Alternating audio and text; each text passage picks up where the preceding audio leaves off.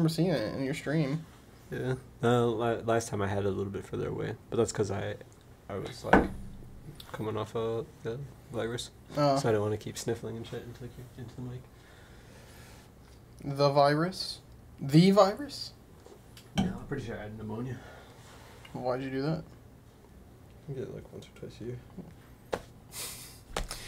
You know, that's not supposed to happen. Oh well, yeah, but that happens to me. So you'll be concerned when it stops happening?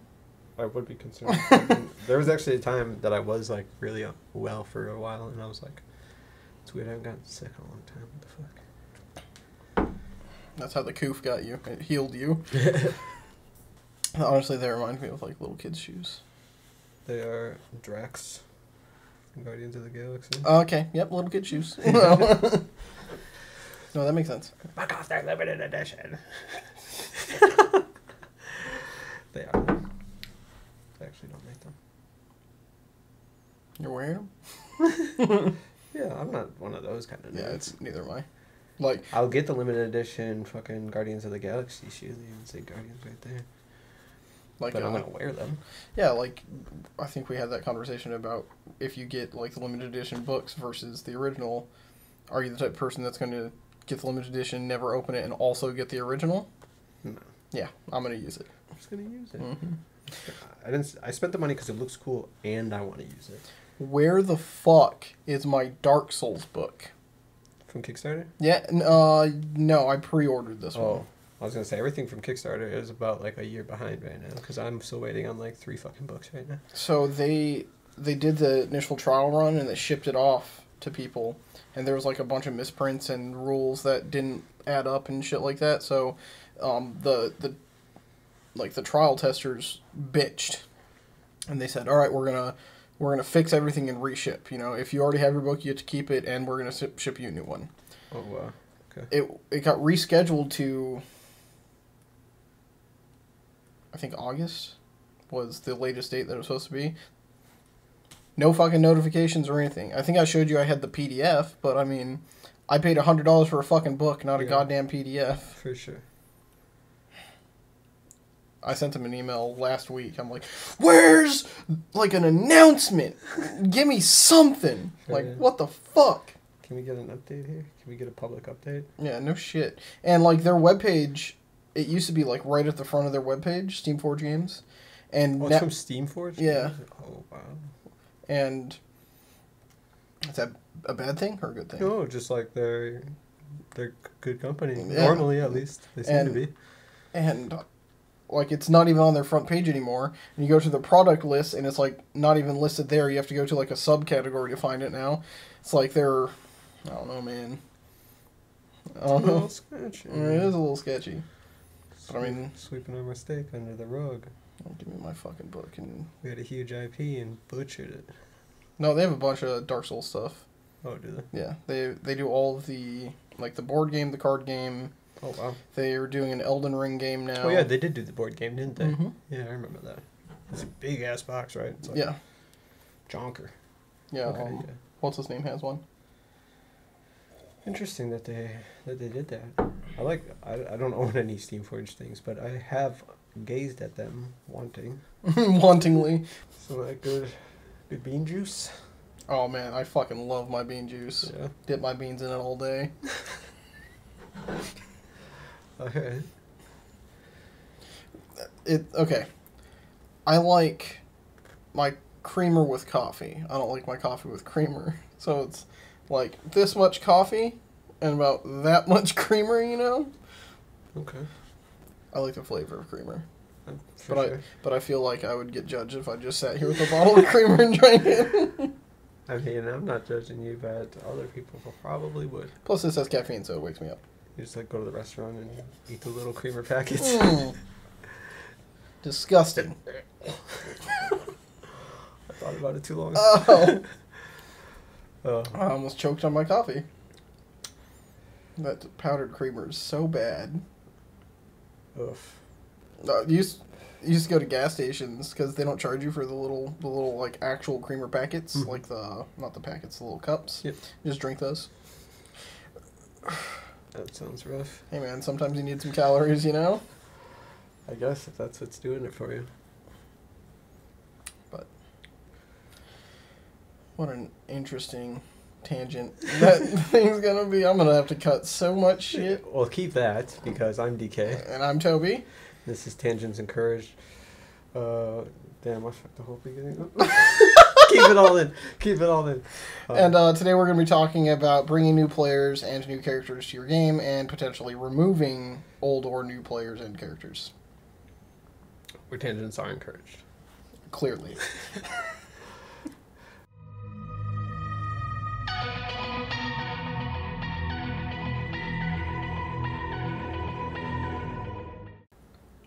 So you said you were going to ask me something? Mm-hmm, Do you want to start with this? Mm-hmm. Okay. Let me drink my coffee real quick. Yeah. So, new players. Mm-hmm. Generally, people assume new player means a person that has not played Dungeons and Dragons before. But I'm assuming this topic is that, and you have a group that's already partially through a campaign, and you're bringing them in new to the group. So is that what you mean, or both? Some of both, I suppose. The latter is, I guess, initially what I meant. Bringing in players into an existing campaign would be a better way to phrase it. Okay. For sure. But also, new players can also kind of come in the same way, bringing them into an existing game or an existing group. That happens a lot. You're in between campaigns, and you need a new person that you want to add on to the group. So you find a new player, someone that's interested in learning the game. So how do you normally handle? Well, let's start with new players. So, for example, the latest group that I just started up, they're now on session, not this Sunday. Is it this Sunday? No, today's Sunday. So next Sunday, it's going to be their third or fourth session. So it's a fairly new group. The two people that joined, they're brand new to D&D. Like they've done a little bit of Pathfinder in the past. Okay. The other two that are in that group are from my other group. So before that game got started, I messaged the group and go, hey, what do you guys think about if I had one or two more people that want to join? So the very first thing you need to do is, like, as a DM, you need to be comfortable with managing another or more people. And two, make sure your group is cool with new people coming to the party, because if they don't want new people coming, then it's not going to be a good, click together. Yeah, for sure. But that's it. I'll also ask the people that want to join, like, what do they expect out of it? It's kind of like a impromptu session 0 without actually talking about the game. Like, what are you expecting out of my game, or like this group that you're going to be joining, that type of thing. And you can usually make a pretty good judgment call of if they fit with that group, or maybe you need to find a different one, or maybe just, not do that. Yeah. Definitely had a couple of those. Yeah, I feel like that's actually kind of common. It's just like you talk to someone and then you're just like, let's just stop before we even get started. Yeah. But what about you? What do you... For new players, I mean, I get a lot of people, and sometimes I put the word out, but I'll get people who come by, or I'll be talking about Dungeons and Dragons. The most common thing lately is I'll be talking about Dungeons and Dragons, or say it just in casual conversation, and they'll be like, oh, I always wanted to try that game. Well, okay, well, there's a few things we got to do first. Let's have you sit in. I usually have new players sit in on a game. New in either way, really. Either new to the group or new to playing the game in general. Especially the latter, just so that they can see what it is actually we're doing. Not that they've seen the show with the kids, Stranger Things. Okay. Oh boy. Yep. Stranger Things or something like that, and then they come expecting, something like that, or seen it in a movie on Community or something like that, where they have, media, pop culture scenarios of the game being played, situations where the game's being played, and they expect that. So definitely clarifying what it actually looks like when we are playing the game. To go off on a tangent, speaking of like finding things online, so obviously like people have probably heard of I'd say most people have probably heard of Critical Role, because they kind of brought D&D back into the limelight. For sure. But have you heard of I'm pretty sure they call it the best D&D show on the internet. Oh, that's what the show is called? I'm pretty sure. Oh, no, I've never heard of it. So, it's made by a graphic design company called Corridor Digital. Okay, this sounds familiar. So they're professional graphic artists, graphic designers, CG, all that stuff, like Marvel quality things, right? Okay. And so they play Dungeons and Dragons. They went, hey, why don't we, do this? So they partnered with Dwarven Forge and get like their maps and everything made, and then they go through and do 3D scans of their models themselves and everything. I think I have heard of it. And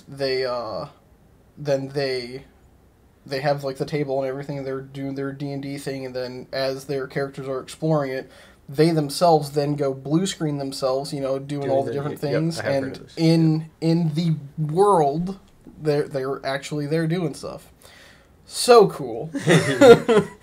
But yeah, that's just as soon as you started talking about like people seeing stuff on the internet, that's why I'm like, got to bring this up. Yes, for sure. Well, and that's the thing too, is people will see it on the internet and they'll be like, oh, it's gonna be like this. Even watching Critical Role, I mean, I'm not a professional voice actor, nor can devote full time to creating my world, nor Matt Mercer, or anyone else that's super popular in the gaming sphere in general. I think they were calling that Matt Mercer syndrome, right? The Matt Mercer effect. There it is. There it is.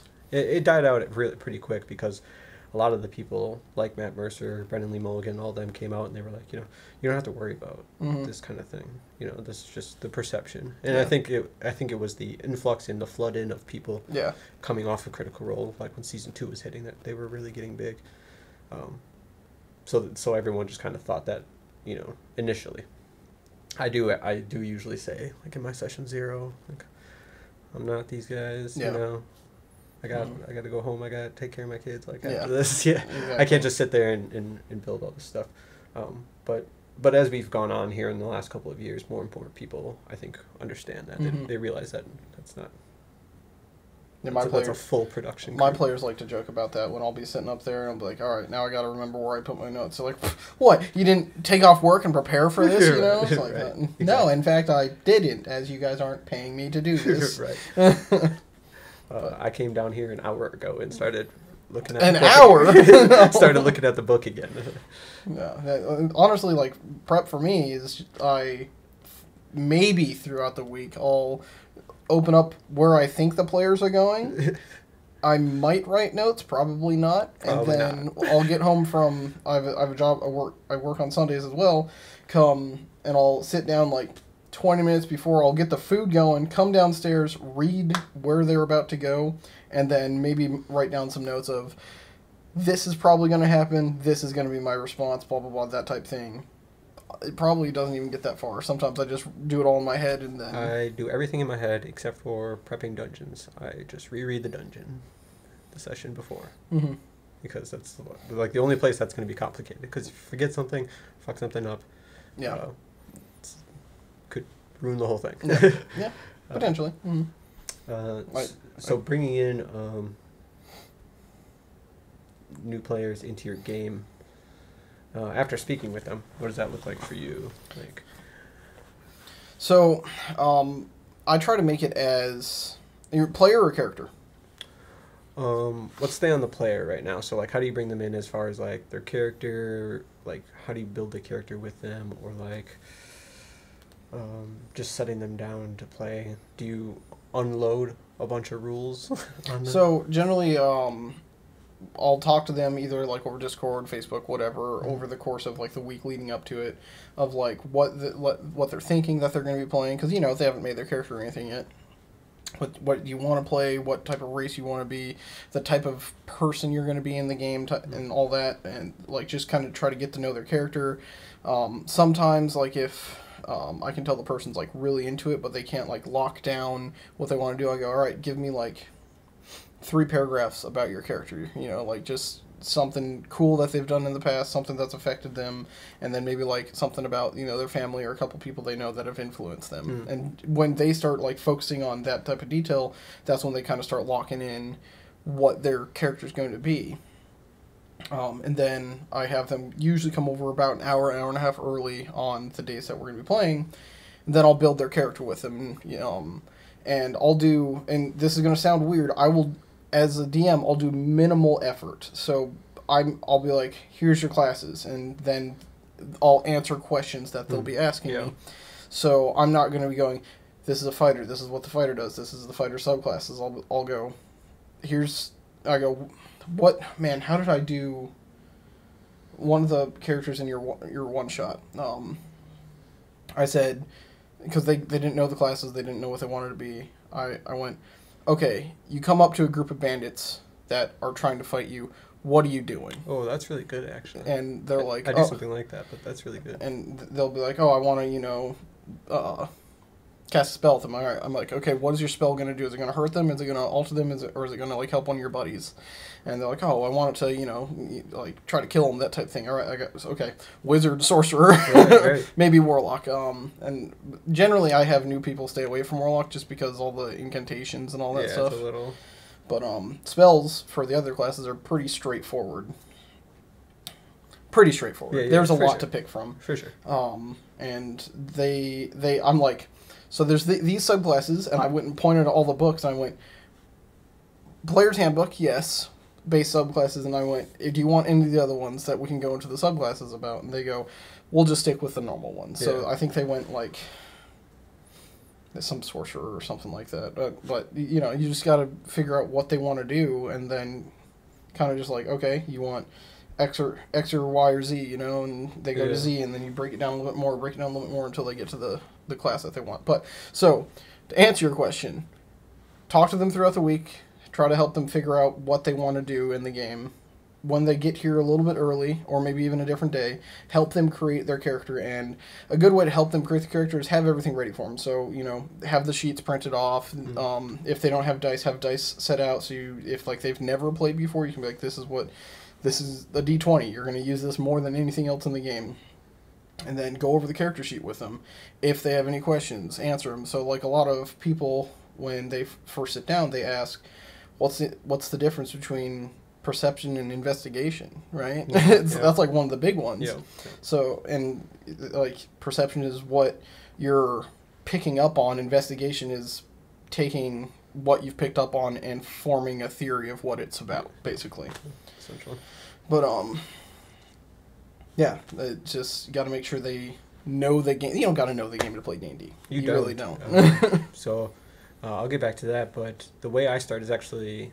Or start having them build a character is pretty similar. I really like the scenario, giving them a scenario. Mm-hmm. I might do that in the future, but usually I'm just like, what do you want to play? Like, what do you? I like the scenario because it closes the open-endedness, but it's like, what kind of character do you want to play? Mm-hmm. Something based on some anime or some other kind of pop culture media that you've seen. That's a good way to do it too. Yeah, just formulate exactly what you want, and then I can show you how to kind of go about getting that thing, or kind of the direction to lead you in. So something similar. I do like the scenario though, because then it puts them in kind of the mindset of what they have as far as options. And then after that, new players into a new game. How about that? Or an existing game, rather. My description was kind of like an existing game, Okay, yeah. But for new players into a new game, like everyone new player, or is just new player into a group that's starting a new campaign? Let's say we have, let's say we have an existing running campaign and we're bringing in a new player. That's a new player. Okay, now I understand. A new player, not a new player. Yes. A person new to the group, rather, instead of new to D&D. Both. What? Someone that has not played before. Okay. That you are introducing to an existing campaign. See, that's a bit of a toughie because it'd be dependent on what level the group is, because coming in as a 13th level, wizard that has, 400 spells to pick from is... So do you just not then tell them to wait? No. Generally, I will suggest going with stuff that normally you don't have to, pick your spells every day. So, like, cleric and druid, unless they're going to be going, like, Circle of the Moon, that type thing. Mm. Which even then, I'm like, you gotta know what beasts you need or want to become, that type thing. But, so, new player. Again, week before, go over everything with them, have them show up a little bit early to start thinking about what they're doing and see if the other members can come a little bit early so they can kind of let them know what their characters do and help them kind of, if they want to, because you can have an entire group of rogues. It'd be a very different campaign, but you can. Right. But generally new people think that they need to, they're more familiar with things like World of Warcraft or, that type of thing where there's a support and there's DPS and there's tanks, that type of thing. You get this a lot. Yeah, and so it's like, no. Like, and that's the one thing that I can complain about new players is they come in and go, okay, so you're DPS, or like you're a damage dealer and you do this. Like, okay, so we need a healer. I go, you don't need a healer. Yes. You can, what do you want to be? That is like my biggest gripe when groups are trying to get themselves together. They're like, what don't we have yet? Just play what you want. What you want to play. You'll have fun, I promise. Yes. I'm not worried about it. If you have no healers, then I guess there's a super cool NPC that you guys are going to have to meet in game who can heal you on the regular. Mm-hmm.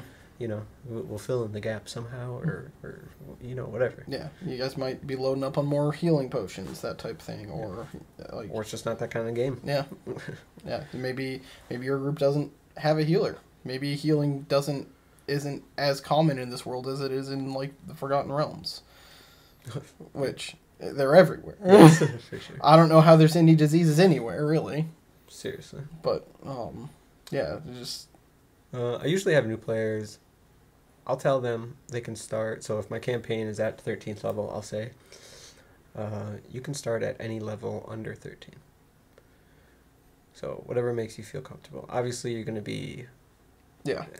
you might have a problem in combat or something like that. We can always make up an in-game reason for why you're way lower leveled or underpowered or whatever. But I want them to be comfortable at least when they come. Not that, they really want to play a spellcaster, but looking at a 13th level sorcerer is kind of intimidating with 20 or 30 casting spells perfectly fine. Like, even, 20, 30 spells, it's intimidating, but then on top of that, you have to add all your sorcery points and everything you can do with meta magic. It starts getting crazy. Yep. And I would say sorcerer is probably the simplest. Yes, the 100%. most straightforward, versus some of the other ones. Well, then again, there's the evocation wizard, which again you have to pick your spells. You gotta manage a spell book. Yep. You gotta choose each day. And then you'll get things like spell sculpting, right? For evocation wizards, they can cast fireball and pick creatures inside the area that don't take damage. Yep. And those are small things that you can forget. Yes, very much so. And then on the rules thing, way back before. Mm-hmm. I don't think I show them any rules or Oh yeah, I used to be like, hey, these are the rules, and I try to run down all the rules. That was a poor way to do it. Very poor way to do it. Now it's just sit down at the table. You can ask me any questions you want, but the easiest way to play the game is just by playing. Just playing the game. I had a player that had never played anything. No Dungeons and Dragons, no Pathfinders, no games, right? They just wanted to be in a group to do something. And I go, all right, no problem. We'll build out your character. We'll do very simple stuff. They ended up picking a warlock the very first time they played. I'm like, sure, we can do that. They have the least amount of spells, but they can do some crazy stuff, that type of thing. I'll do my best to try to remember to remind you that if you forget to do something. However, I need you to be paying full attention to read your abilities. And if you can't remember them, come in a little bit earlier and read your abilities before the session, so you can kind of have that in the back of your mind. And you don't need to know all the rules. I'm here to let you know what you need to do if something happens. Yeah. But I can, and one of the other things, going back to session 0 from one of our previous ones is, I can't believe I forgot to mention this, is I work on because all my players are basically new. Yeah. I work on the mindset of they're going to forget things, and those things can probably change the tide of what's happening. I'm a dungeon master. I have 8 billion things going on. I'm going to forget things. So that goes both ways. Yeah, so absolutely. if I forget to deal an extra 8d6 damage from something that was supposed to happen, it's going to happen. On the flip side, if they forget that, oh, their sneak attack, instead of being 1d6, is now 2d6, and it's 6 turns later, go ahead, roll that extra d6. We'll see if it makes a difference, because 1 point of damage can make a difference. I can't tell you the number of times where my big bad guy was up with 1 hit point, and he ended up wiping the group, and then that 1 hit point actually changed how everything works, you know. But yeah, it's just like anything that's kind of weird, which I don't think that's very weird. You got to, that's not in the normal rules. Generally, I tell them right away, like, this is something that I do, blah, blah, blah. Are you cool with that, you know? Okay. So, your homebrew kind of stuff? Kind of. Yes and no. We'll get into that. Okay. Okay, so let's move on then. Let's talk about new characters. So, you got the person, new player or existing player coming into an existing campaign, either way. Coming to sit down. How do you get that character into your game? So, let me kick back to the player a little bit. Once we get their player or their character created, I go, all right, so I'm going to have you can sit at the table, do whatever you want to do, but your character's not in the group yet. They're not, you know, you're not, I'll generally go, I got a couple spots I can put you in, and if we hit any of those spots, that's when I'll have you come in. For example, my wife's character, in one of the campaigns that she joined, she ended up being a prisoner in Murder House. Yeah. Okay. Strahd, right? Yep. She was down in the dungeons down there. And they took, like, we played for like 6 hours. They took like 5.5 hours to get there. And so something I say right at the start is, I have a couple spots that I know make sense for your character to come in.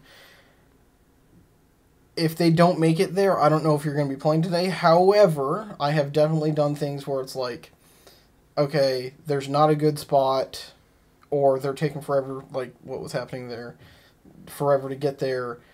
You know, you stumble and bump into each other, you know, like that type of thing. Which is, it's not the best, but I mean, it does happen. Yeah, it's a little clumsy, but, you know, sometimes, yeah, you just kind of got to do it.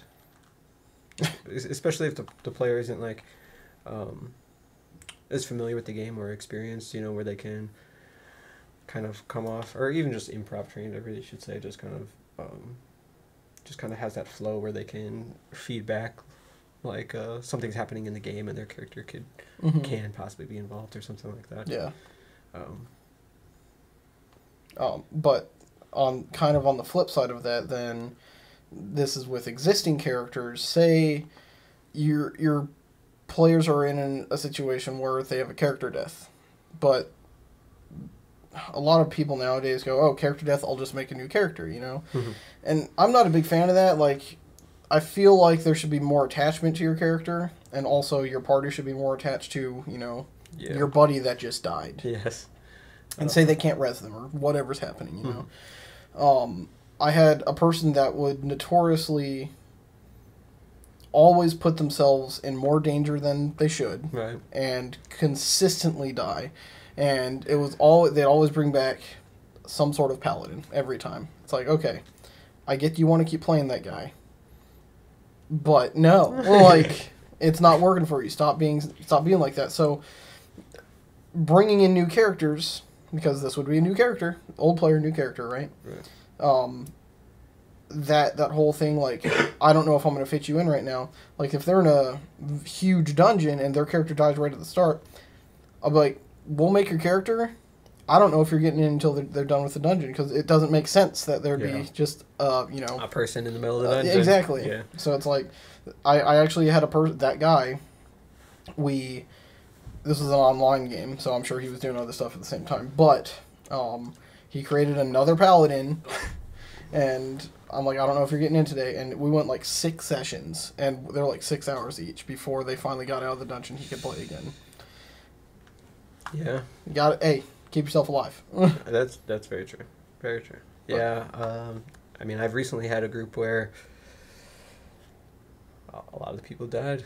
Weird. Yeah.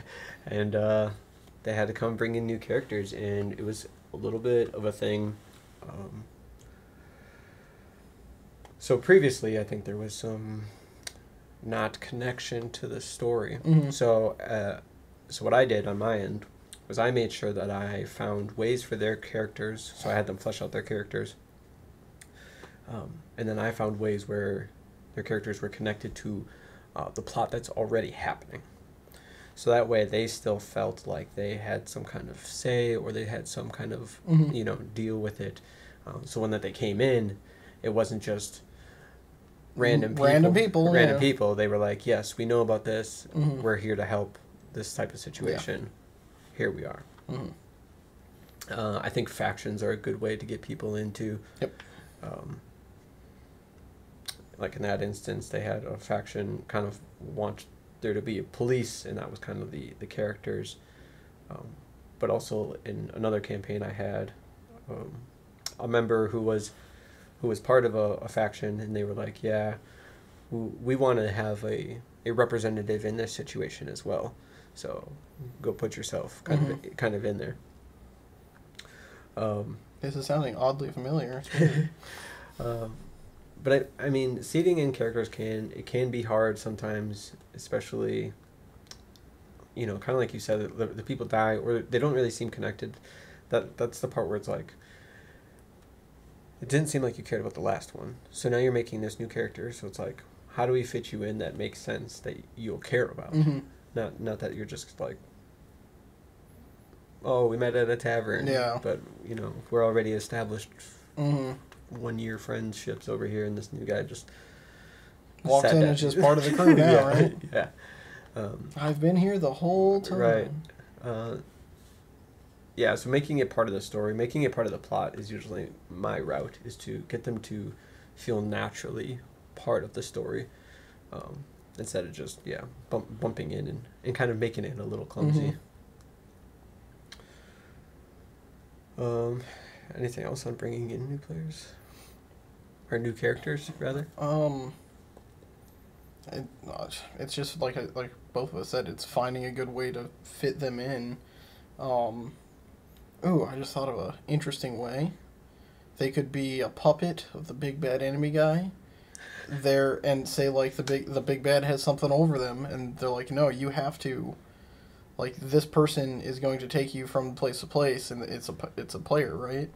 And yep, I did this. And the party has to figure out a way to break them from said puppetry. We didn't get that far. Okay, but you got to come up with clever ways, because at the start they're gonna hate that person, and then they'll realize, oh, they're getting used just as much as we are, maybe even more so. Yeah, I think the outside influence to pushing this person into the group, I think, is probably better than trying to make 3 to 5 other players and or just the characters try to assimilate this extra person randomly. Yeah. Instead of some kind of outside influence, a faction, some kind of god or entity pushing them seeding them into this group. Works way better. I think I think we basically covered it all. Yeah. You want to move on to dismissing? Oh, yes, this portion. Not too much to say, I don't think, but have you ever had to dismiss a player, and then what happened to their character? Yes and no. I know that sounds weird. Okay. So, listening. We had a session 0, what isn't cool, that type of thing. And no subjects were brought up, and I generally, as a DM, I'll do fade to black, that type of thing, for anything like that. Or in my worlds, I have evil, because it's a strong selling point for a story. Yeah. So I think I was doing Heart of the Dragon Queen, and they were at some roadside. This is when they're traveling with the cult up north. Okay. Oh, yes, okay. And they were stopped at, like, that roadside inn place, whatever. And one of the guys who like to play very, how do I word this? He only played women, and he always made them as attractive as he was confident in describing them. Okay. If that makes sense. Yep. No, scantily clad, that type of thing. Yes. And one, they're traveling with an evil organization, and two, they decided to sneak off on their own to try to go look at their stuff. Mm-hmm. So I'm like, okay, well, these cult people are assholes. They have mercenaries that have zero morals. So when she got caught, I had them insinuating some things, and immediately, I think they were druids, so they were able to get out of the situation very easily. And like I said, I fade to black, and I'm not going to do that to a player. I'm not even going to do that in front of them, that type of thing. But, the tones were there. Right. And they private messaged me, which is perfectly fine, But the rest of the group, so it was a 7 or 8 person group. It was a big group. Oh, wow. Yeah. 7 of 8 or 6 of 7. I asked them after the fact. I went, "Do you think this was too dark or whatever?" And 7 of 8 said no, it wasn't, and 2, it made them hate the cult and their people even more, so they wanted to continue to go after them. Makes sense. Yes. That 8th person immediately started making accusations at me as a DM, as a person, not the story, that type thing. And it went sideways pretty quick. Yeah, I can see that. And my only retort to them was, if I asked, at the beginning, if there was any subjects, blah blah blah blah, and I get it, this is something you're not comfortable with. Everyone else, it's not that they like this, it's that they like hurting people that do this. Right. And it's not going to happen, but it's part of the world. It's there, it exists. And if that's not something you want in your imaginary world, then maybe you shouldn't be with the group, type thing. Right. And this is also the person that I found that they were... I started keeping track of player inventories, because they were adding stuff to their own inventory. Oh, interesting. They also they went and bought and started reading the adventure. Oh, no. Yeah. That's never cool. Which I changed a lot of stuff. Same, but still. Yeah, it's not cool. And then... What's the point? And, it gets better. Oh, okay. So they were in college at the time. They're going for a writing degree. And started having their professor write me suggestions on how to run my game. What? And I went, "Nah, man, bye." Good. Yeah. Oh, wait, no, sorry. I didn't go, "Nah, man, bye." I went, "I'm not doing that. Like, you're still in the game. Like, you can keep playing, but, I mean, you could tell they weren't very interested anymore." Yeah. They tried to TPK the entire group by... it was crazy. They got into, the Flying Castle, and immediately just knew the path to the Black Mask Wearer's room. It was crazy how they just straight right, left, straight to the room, and then purposely got one of the players to step on the special carpet that's in there, and then when the rest of the group was in the room, started doing nothing but AoE stuff into the room. Weird how that worked, right? Interesting. Yeah. So that's the one time I had a really bad player, and after that I basically forced them out. Like, yeah. So yes and no. Okay. Yeah. Is that the only player you've had to remove from a game? Basically, yeah. Okay. I would consider you probably lucky. Yeah. I feel like I've seen a lot of things on the internet, and it's the internet, so there you go. But where there's people just having to get rid of players or dismiss players. I've only had to. I think really the main reason I've had to dismiss players is because of scheduling. Okay, yeah. Mm-hmm. Where it's just like you're missing so many sessions, you know. Surprised you didn't do that to me. Well, it depends on how integrated you are with the group and everyone that's playing, your character's position. There's also possibilities, you know. It just depends person to person. Where I could have a player who can't make it all the time, so their character maybe has a secondary job where they have to leave and go do something before they're able to return.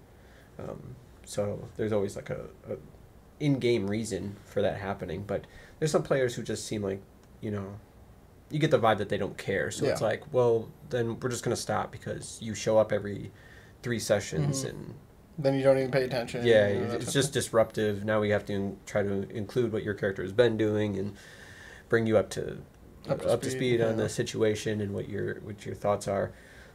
At that time, it's just like, okay, and those are usually pretty good. I don't think I've had anyone fire backlash at me because I had told them to step away because of their scheduling. I think there's only been really a few times where it's just like we have to kind of get stern with people and just be like, hey, what you're doing is not cool. So I had one game where, you know, I don't put a lot of restrictions in my games, but there was one city in particular that I was trying to represent, kind of like a holy place, or like where they had like witch hunters. I was trying to give like a witch huntery vibe. Honestly, I got the idea from Witcher, but where it was like anyone, you can't really cast arcane magic here. You know, so they come in, and I think it was only 3 players, so it wasn't really like a huge campaign that we were running, but one of the characters like started, you know, arguing with the guards, and it was like, okay, I can see where your character is a little confrontational. And then he cast magic, and I was like, okay, well, we had one rule here, and if you want to break that rule, that's fine, but the consequences are going to fall through, you know, and then, you know, they're killing people who are doing arcane magic, so that's what's coming next. So you have a few options on exactly how you want to get out of this. After that, they were just like, oh, I don't know, and then they like didn't show up to the next session. I was just like, okay, look, you basically tanked our campaign, and then didn't show up the next session, so I'm gonna ask you just to not come. We'll just start over with the players that we have and do something else so that everyone is having a good time. But yeah, sometimes you just kind of gotta tell the people, like, you know, make sure you.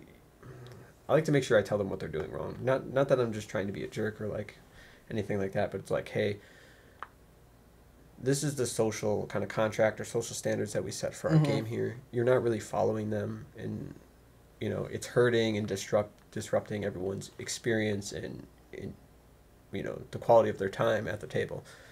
So it's like this is the reason why, really. So I try to explain it. Like I said, I haven't really had anyone fire any backlash at me. But then as far as characters, that character we just ended up saying got killed because the player wasn't there to make any decisions about how they escaped from jail.